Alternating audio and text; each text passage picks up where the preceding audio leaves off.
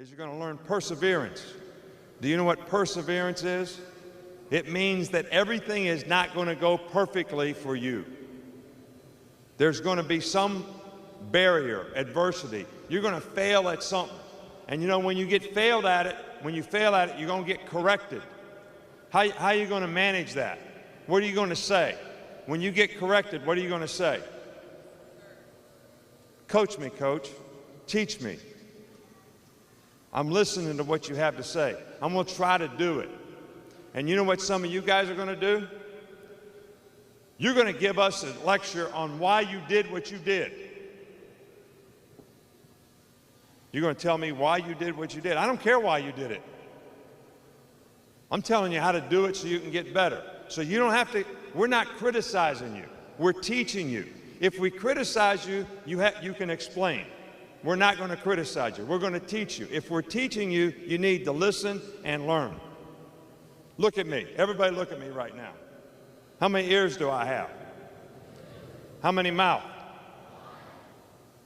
My dad always told me that means God wanted you to listen twice as much as you talk. Try it. You can't learn anything that you already know. You have to know something to speak. So we want you to listen and say, coach me, Coach, so that I can take a failing that I had and turn it into a positive by learning something from the mistake that I made. You know, there used to be a commercial about Michael Jordan, and it used to say, I've taken 26 game-winning shots and missed. I played in 384 NBA games and lost. And then he walks in the locker room and says, but because I fail is why I succeed. Everybody understands what he's saying, right? I already said this. You can't be a good competitor if you can't overcome adversity.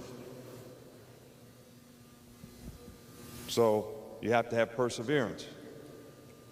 And you got to be where your feet are, guys. You listen to what I'm saying. You guys are going to make a mistake, and I'm going to see you get frustrated. And it's going to affect the next play that you play because you're going to be frustrated and disappointed. That's not being where your feet are. The last play that you played is history. The only thing it's good for is learning something.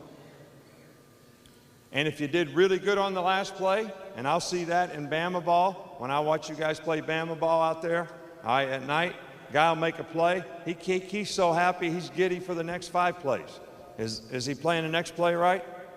No. So if you're thinking about what happened in the past and it was bad, you're frustrated, that's affecting your performance. If it was really good, you get a little complacent. You don't think it's important to do the next thing right. Like when you make an A on the midterm, you think you could take it easy in school for a couple of weeks and make a C on the next test and still have a B average. That's not winning a championship that way. Does everybody kind of get the point here? You got to persevere. If you're going to be a competitor, you got to be relentless. Be where your feet are. Don't worry about what's going to happen in the future. That just creates a bunch of anxiety. How about right now? Whatever we do in the next minute, that's what you're focused on. When we start flexibility, that's what you're focused on. When we do individual, that's what you're focused on. Everybody agree with that? We're not thinking about what's going to happen in the future. We're not thinking about what happened in the past, not what happened yesterday in practice, nothing but what I can do right now. That's the best way to compete. And when you play in a game, you play the same way.